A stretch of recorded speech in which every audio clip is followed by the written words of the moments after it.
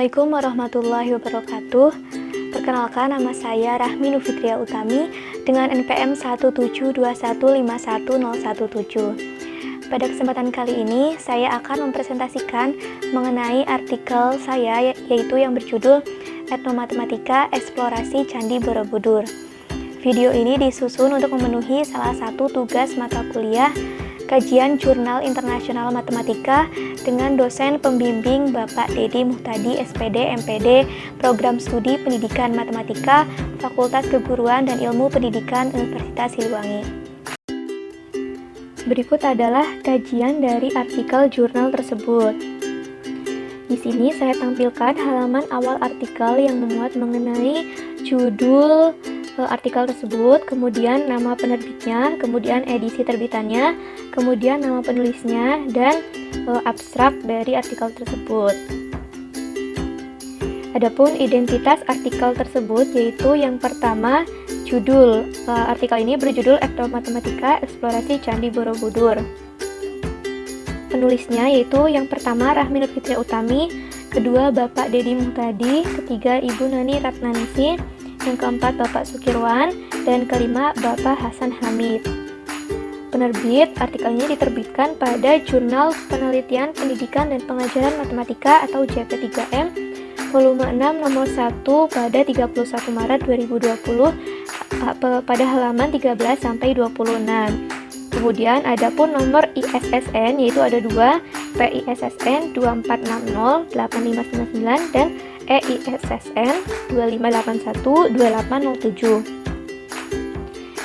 Adapun beberapa aspek yang dikaji dalam video ini yaitu yang pertama mengenai efektivitas judul artikel, kedua kandungan abstrak, tiga kata kunci, keempat keterbacaan gambar, tabel dan persamaan, 5 penggunaan istilah dan kebahasaan, 6 latar belakang, 7 kecukupan state of the art, 8 kejelasan gap analysis, 9 kejelasan tujuan penelitian, 10 metode penelitian, 11 hasil penelitian, 12 pembahasan hasil penelitian, 13 simpulan, 14 daftar pustaka, 15 nisbah sumber acuan primer, dan yang terakhir derajat kemutakhiran. Mari kita mulai dari aspek yang pertama yaitu efektivitas judul artikel. Di sini saya tampilkan mengenai judul artikel tersebut yaitu Etnomatematika Eksplorasi Candi Borobudur. Yang pertama, judul ini merepresentasikan dan menunjukkan kandungan isi artikel. Ketika kita membaca judul tersebut, maka menurut saya sudah langsung menuju atau merepresentasikan mengenai artikel tersebut adalah mengenai eksplorasi Candi Borobudur yang intinya berhubungan dengan etnomatematika. Kemudian informatif dan mengandung highlight dari finding isi artikel. Kemudian mencerminkan aspek kebaruan. Jika dilihat memang ada beberapa penelitian yang meneliti tentang etnomatematika. Namun penelitian tentang etnomatematika Candi Borobudur yang dihubungkan dengan ajaran agama, filosofis, pesan moral budaya, dan konsep matematika serta hubungan ketiganya ternyata belum ada yang meneliti, sehingga mencerminkan aspek kebaruan. Kemudian tidak memunculkan objek penelitian. Aspek yang kedua yaitu kandungan abstrak. Di sini saya tampilkan mengenai abstrak dalam artikel ini. Yang pertama, abstrak dalam artikel ini telah mencantumkan latar belakang penelitian, yaitu Candi Borobudur sebagai salah satu aplikasi etnomatematika yang dibangun sejak berabad-abad yang lalu, di mana pada masa itu belum berkembang teknologi modern. Latar belakang ini termuat dalam kalimat pertama hingga kalimat keempat dalam abstrak artikel tersebut. Kemudian yang kedua yaitu mencantumkan tujuan penelitian, yaitu membahas mengenai ajaran agama, filosofi, dan konsep matematika yang terdapat dalam Candi Borobudur serta hubungan dari ketiganya. Tujuan penelitian ini termuat dalam kalimat kelima abstrak tersebut. Kemudian mencantumkan hasil penelitian, yaitu seperti yang termuat dalam kalimat ketujuh. Yang pertama, Candi Borobudur sebagai produk etnomatematika menyajikan berbagai konsep agama, moral, budaya, dan matematika. Yang kedua, secara keseluruhan, konsep-konsep tersebut memiliki hubungan dan keterkaitan di antara satu sama lain. Yang ketiga, konsep-konsep yang disepakati dan diterapkan dalam realita kehidupan telah membawa matematika sebagai produk budaya yang tertanam sejak zaman dahulu meskipun mereka tidak menyadarinya.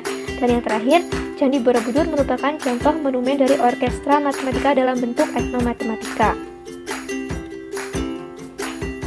Selanjutnya yaitu mencantumkan metode kajian, yaitu metode eksploratif dengan pendekatan historis dan kultural.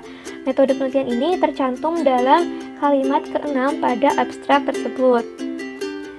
Dan yang terakhir yaitu tidak mencantumkan implikasi. Aspek yang ketiga yaitu kata kunci. Artikel ini memuat 3 kata kunci, yaitu yang pertama Candi Borobudur, etnomatematika, dan konsep matematika. Ketiga kata kunci ini sudah bersifat spesifik menurut saya, kemudian menggambarkan isi artikel dan telah berjumlah 3, sehingga memenuhi ketentuan minimal 3, maksimum 6. Aspek yang keempat yaitu keterbacaan gambar, tabel, dan persamaan. Di sini saya tampilkan keseluruhan gambar dan tabel, yaitu artikel ini berisi 10 gambar dan 2 tabel. Setelah dikaji, maka yang pertama penyajian sesuai kaidah tulisan ilmiah. Penyajian gambar dan tabel ini telah sesuai dengan kaidah tulisan ilmiah, di mana untuk penulisan caption pada gambar diletakkan pada bagian bawah gambar. Kemudian untuk penulisan caption untuk tabel diletakkan di atas tabel itu sendiri. Kemudian yang kedua menyebutkan sumber. Seperti contoh ini, untuk gambar dan tabelnya, untuk gambar dicantumkan atau disebutkan sumbernya, yaitu berdasarkan catatan UNESCO tahun 2005. Kemudian adapun tabel ini, tabel 1 juga dicantumkan sumbernya, yaitu penelitian dari Hidayat, Sunarto, dan Guntur pada tahun 2014. Kemudian yang ketiga yaitu tidak ada penampilan rumus dalam artikel ini. Yang keempat, gambar berkualitas baik, namun ternyata terdapat beberapa gambar yang dirasa menurut saya kurang jelas. Hal ini dikarenakan kualitas gambarnya kurang bagus. Kemudian yang kelima yaitu bahasa pada tabel sama dengan bahasa artikel.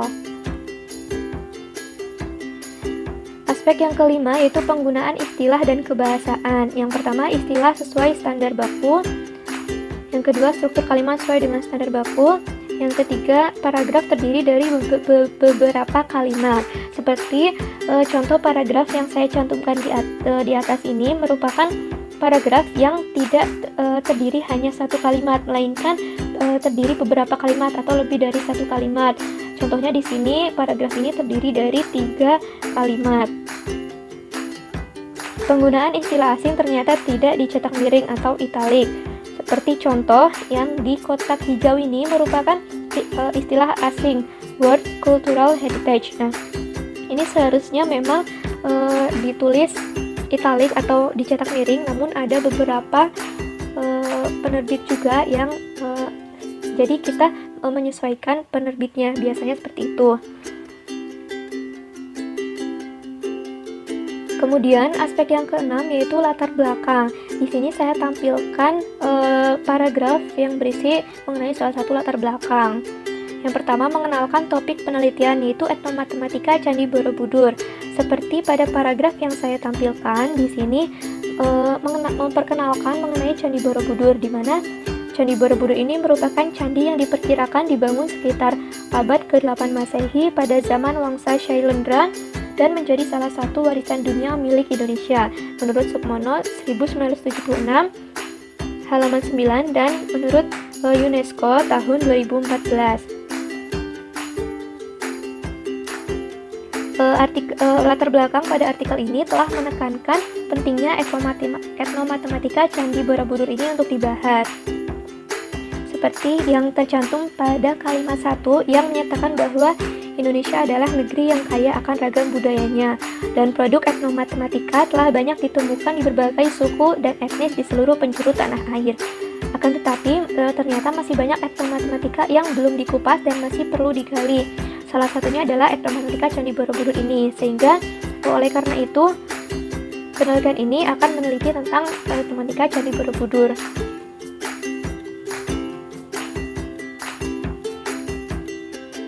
Kemudian latar belakang dalam penelitian dalam artikel ini telah menggunakan prinsip segitiga terbalik, yaitu pembahasan dilakukan dari hal yang bersifat umum ke hal yang bersifat khusus.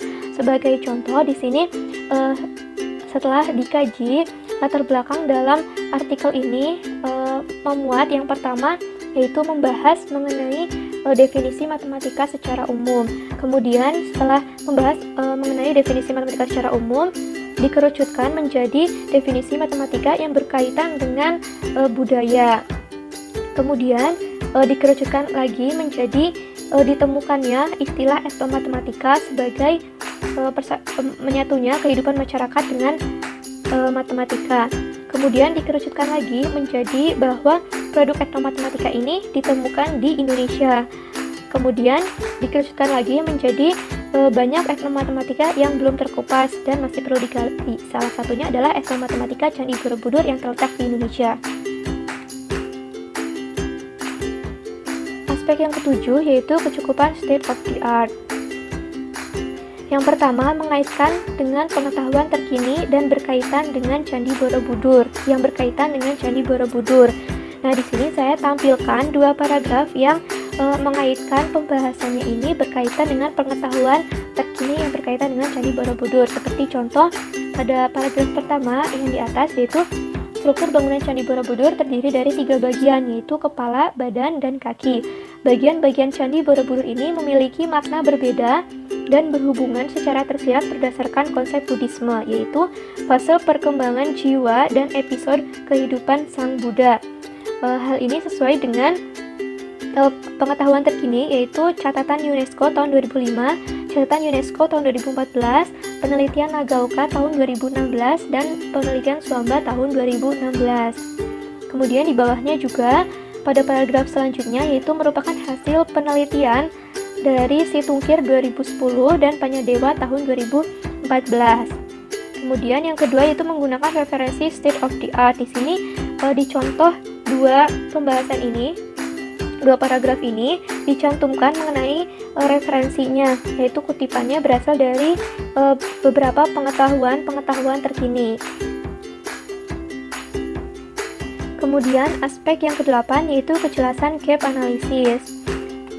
Yang pertama, mencantumkan apa yang sudah dilakukan, yaitu penelitian yang menitikberatkan pada konsep matematika dan mengaitkannya dalam pembelajaran matematika. Seperti di paragraf yang saya tampilkan di atas ini, menyatakan bahwa penelitian mengenai Candi Borobudur telah dilakukan dewasa ini, lebih menitikberatkan pada konsep matematika sebagai hasil merancang bangunan, mengukur, membuat pola, serta bagaimana mengaitkan konsep matematika tersebut dalam pembelajaran matematika. Jadi penelitian yang sudah dilakukan yaitu hanya sebatas meneliti mengenai bangun-bangun atau pengukuran dan mengaitkan konsep matematika tersebut dalam pembelajaran matematika. Kemudian yang kedua, mencantumkan apa yang perlu dilakukan, yaitu pengkajian tentang ajaran, filosofi, dan konsep matematika secara bersamaan. Hal ini termuat dalam paragraf tersebut bahwa penelitian yang menitikberatkan pada kajian tentang ajaran, filosofi, dan konsep matematika ternyata belum banyak dikaji. Oleh karena itu, penulisan artikel ini bertujuan untuk membahas tentang ajaran filosofi, konsep matematika yang terdapat dalam Candi Borobudur serta hubungan dari ketiganya. Yang kesembilan yaitu kejelasan tujuan penelitian, yaitu mengenalkan apa yang dikerjakan. Yang dikerjakan dalam penelitian ini yaitu membahas tentang ajaran agama, pesan, moral, budaya, dan pola matematis pada Candi Borobudur. Sehingga fokusnya pun berkaitan dengan ajaran agama, pesan moral, budaya, dan pola matematis yang terdapat dari Candi Borobudur. Kemudian adapun ajaran, pesan, dan pola matematis ini diperoleh dari penelitian sebelumnya berdasarkan catatan sejarah, diperoleh data-data yang kemudian dikumpulkan, dievaluasi, selanjutnya dianalisis sehingga menghasilkan keteraturan pola, esensi, dan substansi yang berkaitan dengan ajaran agama, filosofis, dan konsep matematika serta hubungannya dari ketiga aspek tersebut dalam etnomatematika Candi Borobudur. Kemudian mencantumkan tujuan utama dari artikel, yaitu di sini dicantumkan bahwa tujuan utama artikel ini atau penulisan artikel ini bertujuan untuk membahas tentang ajaran, filosofi, dan konsep matematika yang terdapat dalam Candi Borobudur serta hubungan dari ketiganya. Selanjutnya aspek yang ke-10 yaitu tentang metode penelitian. menjelaskan metode penelitian, yaitu metode eksploratif dengan pendekatan historis dan kultural. Di metode penelitian ini dijelaskan mengenai metode yang digunakan, yaitu metode eksploratif dengan pendekatan historis dan kultural. Selain itu, masing-masing metode dan pendekatan ini juga dijelaskan mengenai definisinya, yaitu definisi dari metode eksploratif, di mana metode yang bertujuan menggali secara luas tentang sebab-sebab atau hal-hal yang mempengaruhi terjadinya sesuatu, bersifat terbuka, mencari unsur-unsur, ciri-ciri, dan sifat-sifat dari objek penelitian. Kemudian, adapun definisi dari pendekatan historis, yaitu pendekatan yang bertujuan merekonstruksi fenomena masa lampau secara sistematis dan objektif dengan mengumpulkan, mengevaluasi, memverifikasi, dan mensintesiskan bukti-bukti untuk menegakkan fakta guna memperoleh kesimpulan yang akurat. Kemudian adapun definisi mengenai pendekatan kultural, yaitu pendekatan yang dilakukan pada sebuah objek berupa unsur atau gejala budaya dengan menggunakan perangkat metodologis yang tercakup dalam ilmu pengetahuan budaya. Selanjutnya, tidak menjelaskan subjek penelitian. Sayangnya di metode penelitian ini tidak dijelaskan subjek penelitian karena penelitiannya pun sebatas mengeksplorasi, mendeskripsikan hasil temuan-temuan dari beberapa penelitian yang telah dilakukan oleh orang lain. Tidak menjelaskan validitas penelitian, menjelaskan teknik pengumpulan data, yaitu data-data mengenai ajaran, pesan, dan pola matematis diperoleh dari penelitian-penelitian sebelumnya berdasarkan catatan sejarah dari berbagai sumber, dikumpulkan dan dievaluasi untuk melihat keteraturan pola, esensi, dan substansi yang terdapat pada Candi Borobudur. Kemudian data-data tersebut dianalisis untuk mengungkapkan ajaran agama, filosofi, dan konsep matematika, serta hubungan dari ketiganya dalam etnomatematika Candi Borobudur. Kemudian aspek yang ke-11 yaitu hasil penelitian. Hasil penelitian dalam artikel ini memuat 4 poin, yaitu yang pertama, ajaran agama yang terdapat dalam Candi Borobudur. Yang kedua, pesan moral dan budaya dalam Candi Borobudur. Yang ketiga, konsep matematika berupa pola matematis pada Candi Borobudur. Dan yang keempat, hubungan antara ajaran, filosofi, dan konsep matematika pada Candi Borobudur. Hasil penelitian ini yang pertama mendeskripsikan temuan, yaitu menemukan mengenai ajaran agama yang terdapat dalam Candi Borobudur, menemukan pesan moral dan budaya dalam Candi Borobudur, dan menemukan konsep matematika berupa pola matematis pada Candi Borobudur. Selanjutnya mengaitkan dengan konsep atau teori yang sudah ada.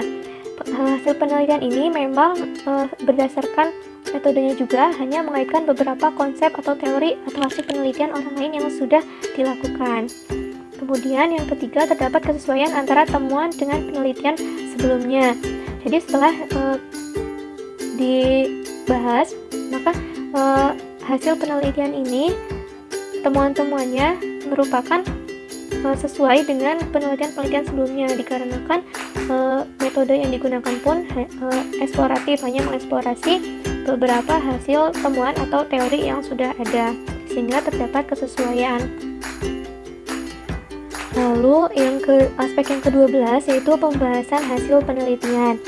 Pembahasan hasil penelitian ini tadi ada beberapa poinnya, yaitu yang pertama, ajaran agama yang terdapat dalam Candi Borobudur. Ada beberapa ajaran agama yang diperoleh, yaitu seperti contoh yang pertama, dalam kaki candi yang disebut Kamadhatu ada menjelaskan mengenai atau menggambarkan mengenai tingkat kesadaran spiritual manusia menurut konsep Buddhisme, yaitu alam hawa nafsu, di mana karakter binatang mendominasi kepribadian yang dimiliki manusia. Pada bagian relief yang memuat kisah Karma Wibangga menggambarkan perjalanan hidup manusia di dunia, di mana manusia ini masih dikuasai oleh hawa nafsu dan persiapan mental yang harus diraih sebelum mencapai tujuan akhir. Kemudian adapun badan candi yang disebut Rupa Dhatu ini mengajarkan tentang atau menggambarkan tentang alam antara, yaitu tahap di mana manusia dapat mengalahkan keinginannya dan muncul kecenderungan mulia namun masih terpengaruh oleh karakteristik manusia yang khas. Kemudian adapun kepala candi yaitu Arupa Dhatu menyiratkan alam atas, yaitu alam para dewa atau tingkatan tertinggi yang melambangkan kekosongan, kedamaian, dan ketentraman. alam spiritual tanpa hawa nafsu dan keinginan. Tingkatan ini menggambarkan seorang dalam perjalanan hidupnya, jika melakukan kebajikan selangkah demi selangkah, maka akan mencapai puncak, yaitu bodhi atau tingkat tertinggi. Adapun selain ajaran agama Buddha yang terdapat dalam tingkatan bangunannya, adapun terdapat dalam simbol-simbol yang terdapat pada relief, arca, dan stupa. Relief pada Candi Borobudur ini mengisahkan tentang ajaran yang disampaikan oleh Sang Buddha bahwa Candi Borobudur sebagai tempat belajar tentang kehidupan manusia. Seperti terlihat pada dinding Kamadhatu, terdapat relief yang menggambarkan sebagaimana manusia mengajarkan perihal hukum sebab akibat dari perbuatan baik dan jahat. Arca pada Candi Borobudur menyimpan ajaran tentang karakteristik Sang Buddha yang menunjukkan keluhuran, kehormatan, dan keagungan. Kemudian adapun pada arca Buddha terdapat mudra, yaitu sikap tubuh berupa sikap tangan yang bersifat simbolis dalam ritual Buddhisme untuk melambangkan makna spiritual khusus. Adapun dalam ajaran Buddha terdapat istilah Dhyani Buddha, yaitu melambangkan 5 aspek kebenaran atau dharmakaya dari sikap seorang Buddha. Untuk penjelasan mengenai ajaran agama ini dan digambarkan dari bentuk kaki candi, badan candi, kepala candi, adapun arca, stupa, dan relief diperjelas pada artikel itu sendiri. Kemudian poin yang kedua yaitu mengenai pesan moral dan budaya dalam Candi Borobudur. Apabila ditelusuri cerita pada relief secara keseluruhan searah jarum jam, diperoleh kesatuan cerita yang berisi pesan mengenai kehidupan manusia. Secara tersirat, cerita tersebut menggambarkan tentang kehidupan manusia. Jika berbuat baik akan mendapat imbalan yang baik pula di akhirat, dan sebaliknya, apabila perbuatan buruk maka akan mendapat imbalan yang buruk pula. Begitu pula relief pada dinding Kamadhatu yang menjelaskan hukum karma dari perbuatan manusia yang dilakukan pada masa hidupnya. Adapun pesan budaya, ditinjau dari segi budaya, keberadaan Candi Borobudur ini menyiratkan bahwa etnomatematika telah berkembang pada masa itu, di mana konsep matematika digunakan untuk membangun Candi Borobudur dan menjadi budaya berupa aktivitas dalam kehidupan manusia. Selain itu, terdapat pula pesan budaya bahwa Candi Borobudur ini sebagai wujud budaya klasik Jawa dalam bentuk struktur bangunan candi. Bahkan dunia telah menetapkan Candi Borobudur sebagai warisan dunia atau World Cultural Heritage dalam kategori budaya tahun 1990. Poin yang ketiga yaitu konsep matematika berupa pola matematis pada Candi Borobudur. Ada beberapa konsep matematika yang terdapat dalam Candi Borobudur ini, yaitu yang pertama, konsep bangun datar. Konsep bangun datar ini dapat dilihat dari bentuk bangunannya ya, yaitu terdiri dari 10 tingkat, di mana tingkat 1 hingga 6 berbentuk persegi dan sisanya berbentuk lingkaran. Reliefnya juga ada yang menyajikan bentuk bangun datar seperti lingkaran, persegi panjang, segitiga, persegi, dan jajar genjang. Lebih lengkapnya ada ditunjukkan dalam artikel seperti apa konsep bangun datar itu. Kemudian konsep bangun ruang. Konsep bangun ruang ditemukan pada relief dan stupa Candi Borobudur. Bentuk stupa Candi Borobudur ini menyerupai bangun ruang kerucut dalam matematika, ditandai oleh bagian dasar lingkaran dan semakin ke atas semakin mengerucut hingga puncak. Selain itu juga terdapat bangun ruang balok dan kubus pada relief dinding Candi Borobudur. Kemudian konsep fraktal.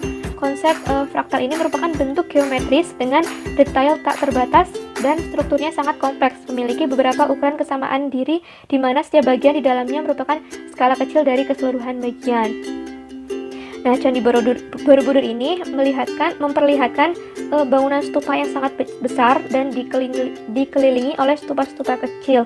Inilah yang dinamakan dengan geometri fraktal. Kemudian konsep perbandingan. Konsep matematika mengenai perbandingan dapat dilihat dari pola teratur yang terdapat pada Candi Borobudur. Seperti pada stupa pada tingkat Arupadatu, yaitu pada lantai 7 berjumlah 16 stupa, lantai 8 24 stupa, dan lantai 9 berjumlah 32 stupa, sehingga memperoleh perbandingan 16 banding 24 banding 32, sehingga jika dibagi 8 disederhanakan menjadi perbandingannya 2 banding 3 banding 4 yang tergolong perbandingan dengan pola yang teratur. Adapun masih banyak perbandingan lainnya ya, di artikel dijelaskan. Kemudian konsep bilangan. Konsep matematika mengenai bilangan dan penjumlahan ini juga ditemukan dalam Candi Borobudur. Ada beberapa keunikan dari bilangan-bilangan yang terdapat dalam Candi Borobudur yang seperti dijelaskan dalam artikel. Kemudian konsep teselasi. Konsep matematika mengenai teselasi ini adalah penyusunan berlapis dari suatu bentuk poligon di mana seluruhnya memiliki bentuk dan ukuran yang sama. Sebagai contoh, pada stupa Candi Borobudur ini terdapat kubus berukuran 15 x 15 cm sebanyak 36 buah yang disusun secara teratur. Poin yang keempat yaitu hubungan antara ajaran filosofi dan konsep matematika pada Candi Borobudur. Hubungan ini menyiratkan bahwa bangunan Candi Borobudur merupakan realisasi konsep-konsep matematika yang terstruktur, unik, dan indah. Di setiap bagian dari struktur candi tersebut tersimpan pesan moral dan filosofi yang menggambarkan ajaran, budaya, dan realita kehidupan pada masa pembangunannya. Konsep matematika, ajaran, dan filosofi ini menjadi satu kesatuan yang tidak dapat dipisahkan dari Candi Borobudur. Hubungan ini menginspirasi pemahaman tentang matematika sebagai orkestra dari kehidupan, di mana seluruh konsep ini bersatu dalam etnomatematika. Sehingga pembahasan hasil penelitian ini yang pertama telah menjawab masalah penelitian, yaitu mengenai ajaran agama, filosofi, dan konsep matematika serta hubungan ketiganya. Selanjutnya mendukung dan mempertahankan jawaban, tidak membandingkan dengan hasil penelitian relevan, karena di sini hanya menyatukan dari beberapa penelitian yang relevan. Kemudian menyatakan keterbatasan dari studi yang dilakukan, yaitu hanya sebatas meneliti mengenai ajaran agama, pesan moral dan budaya, dan konsep matematika pada Candi Borobudur serta hubungan ketiganya. Selanjutnya menyatakan pentingnya temuan. Selanjutnya menemukan sedikit kebaruan. Selanjutnya tidak menyampaikan proyeksi untuk penelitian selanjutnya. Aspek yang ke-13 yaitu simpulan. Di sini saya tampilkan simpulan dari artikel. Yang pertama, cukup menjawab tujuan penelitian. Yang kedua, ditunjang data hasil penelitian yang cukup, menampilkan hasil utama, tidak menampilkan data pengujian statistika, kesesuaian dengan tujuan, dan merangkum hasil secara padat dan dibuat narasi. Kemudian aspek yang ke-14 yaitu daftar pustaka. Di sini saya tampilkan keseluruhan daftar pustaka dari artikel ini. Yang pertama, konsisten dalam penulisannya. Bisa dilihat penulisan daftar pustaka ini ternyata konsisten ya, semuanya sama dan diurutkan secara teratur. Kemudian yang kedua, penulisan sesuai dengan ketentuan APA 6. Kemudian aspek yang ke-15 yaitu nisbah sumber acuan primer. Acuan primer dalam penelitian ini memuat lebih dari 80%, yaitu 80% lebih dari 80% atau sebesar 92% menggunakan acuan primer dan terdiri dari jurnal-jurnal penelitian, buku-buku ilmiah, dan catatan dari beberapa lembaga. Lalu yang ke-16 yaitu derajat kemutahiran. Ini merupakan aspek yang terakhir ya, mengenai derajat kemutahiran. Jika dilihat referensi ini berjumlah 42, telah memenuhi ketentuan banyak referensi minimal 10 dan telah mengandung 40-80% rujukan terakhir, yaitu sebesar 62% referensi yang memuat derajat kemutahiran.